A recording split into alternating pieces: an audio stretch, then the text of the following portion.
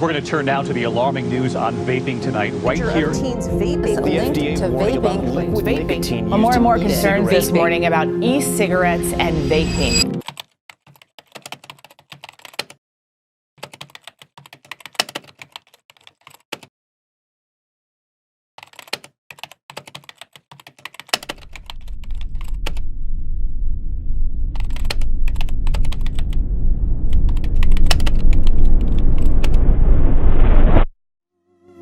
What's up everybody, Johnny here with VGod, and today I wanted to shed some light on the fear and controversy over vaping. So today I'm not going to go too in depth on everything because there's so many videos out there with extensive research.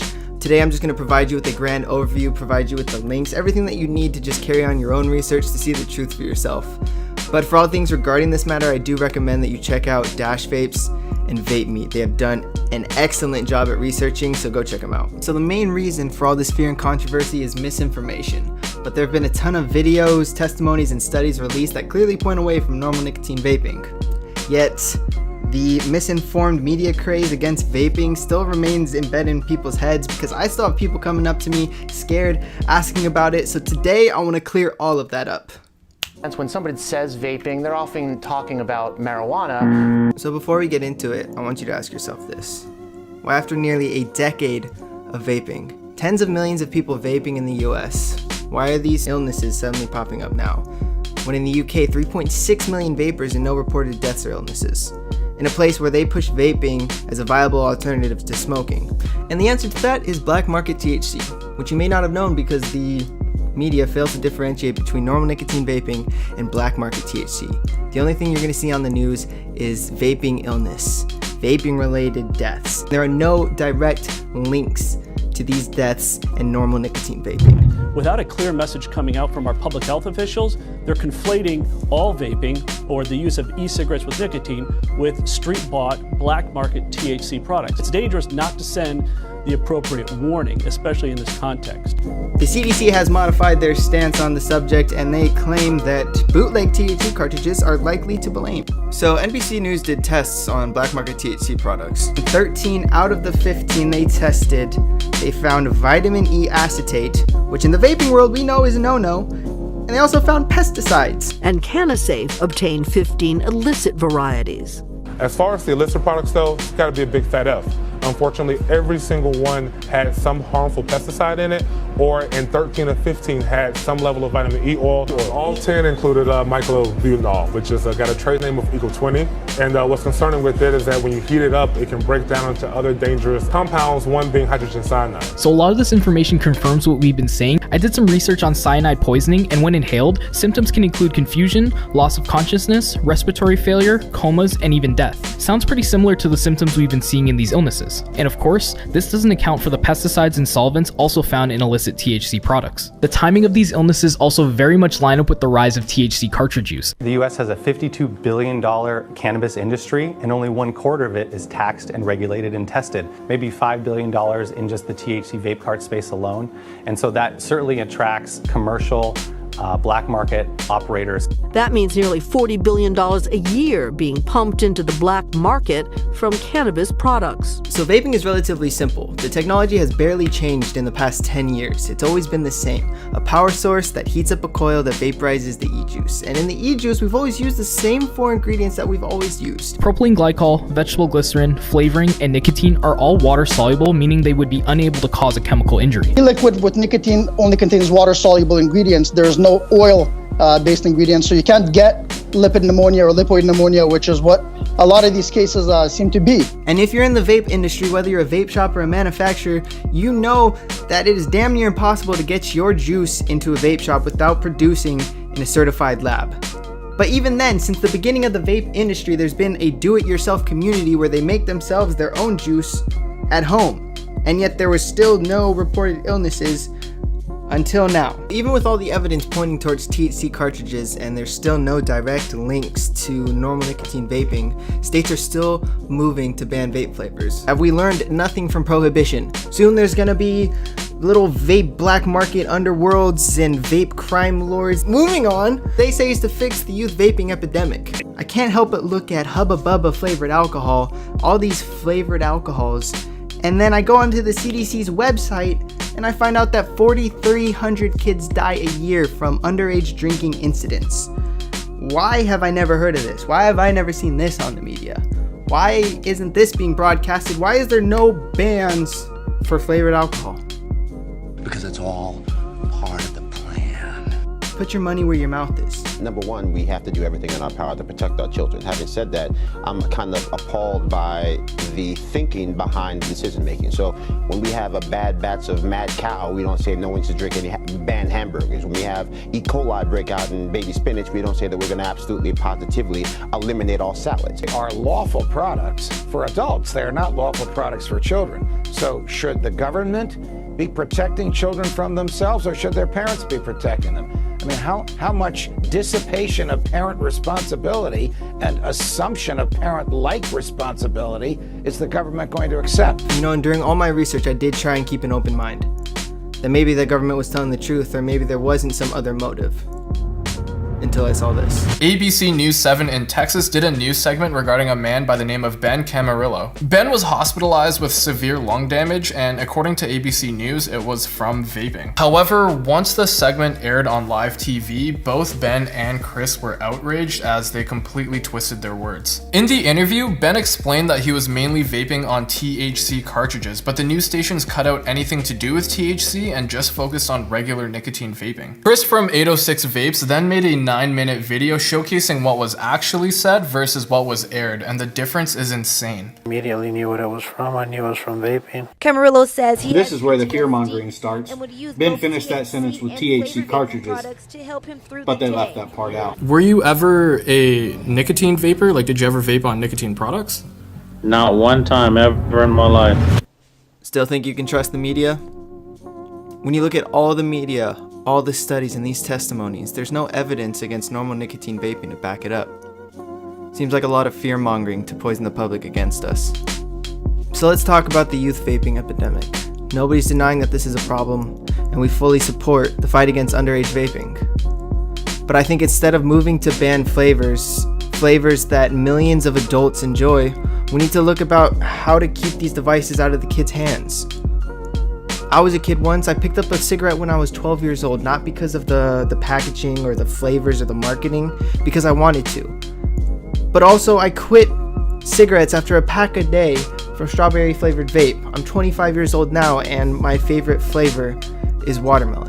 You know, this is a pretty sensitive subject for us because of how we built our brand, but what a lot of people don't know is that we were tricking far before VGOD was even a brand. It was because it was something that we loved doing, and it all sparked from us quitting smoking. I was 12 years old when I first started smoking. I was smoking a pack a day, and then I got heavy into drugs, and vaping really helped me quit both of those. Just the tricking aspect, building the vapes, and just being so immersed in this amazing industry was the only thing that kept my mind off of drugs, off of smoking, and just really kept me away from either of those. And my health, ever since I picked up a vape, has just increased dramatically, improved dramatically.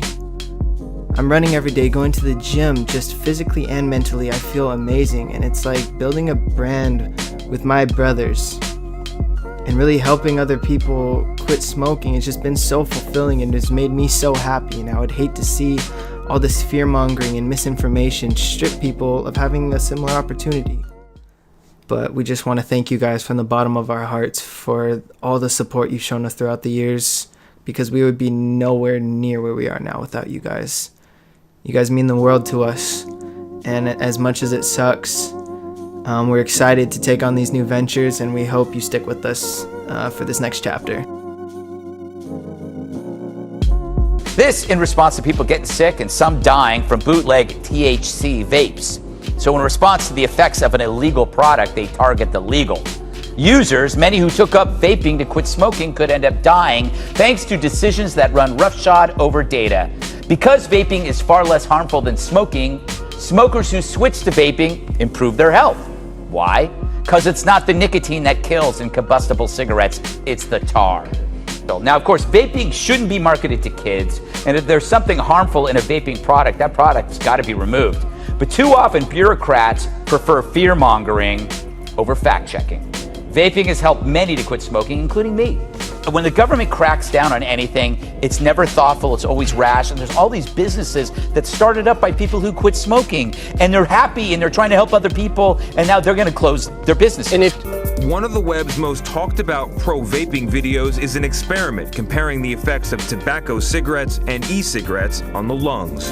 Here is the bell jar with cigarette smoke. I mean, it just is so revolting. Put out by none other than England's top public health agency. My research shows that e-cigarettes are significantly less harmful than cigarettes. Public Health England describes e-cigarettes as at least 95% less harmful than tobacco cigarettes. I would agree with that, and actually I would go further. I think there's now evidence from looking at the cancer biomarkers that it could be as high as 98 or 99% for cancer. To recreate the experiment by Public Health England. This is going to look very yucky. You're going to see lots of brown and dark color, and that's what's going to simulate what goes in the lungs of people. For about 2 hours, the NYU team simulated smoking 4 packs of cigarettes, comparing it to the same amount of vaping. The differences were plain to see. So this right here, this is tar. Yes. The damage caused by cigarette smoke was obvious. Look at that. This is only 4 packs of cigarettes. So this much material, it might not all deposit in the lung of a smoker, but this much material is entering their mouth and entering the lungs. Just nasty. Oh. The vapor from a coffee-flavored e-liquid, not so much. There's a little dampness. It smells like coffee. Yes. Public Health England is saying 95% less harmful. Think that is true or not? I think that's a fairly accurate statement. To me, I think the hysteria around vape is way overdone. I think for adolescents, not a great thing. For adults, no problem. Oh, thank you. And tobacco is the problem, not nicotine. Tobacco is what kills people. Nicotine is harmless. So if that keeps you off tobacco, dude, vape away. Man. Children, because of the flavors, right? It's more appetizing. Right. For they them. need the adolescents. We're not talking about that. Yeah, we're not talking about that. Although there is a curious reduction in drug, alcohol, and tobacco use where you see high levels of vaping. Really? Both England and some scientists here are looking at the best science, and we see the same thing. E-cigarettes are way less harmful than cigarettes, and they can and do help smokers switch if they can't quit. I think there's a very strong concern here that is more focused on both teens and the evil of the big tobacco industry that tends to distort the science and lead to exaggerated harms and omission of benefits. So you're saying researchers are coming to that conclusion even though the FDA has not yet reviewed it and made that determination? Yes, I think that's correct. The science has actually gotten extremely strong, especially in the last 3 to 4 years, and we've been following it closely.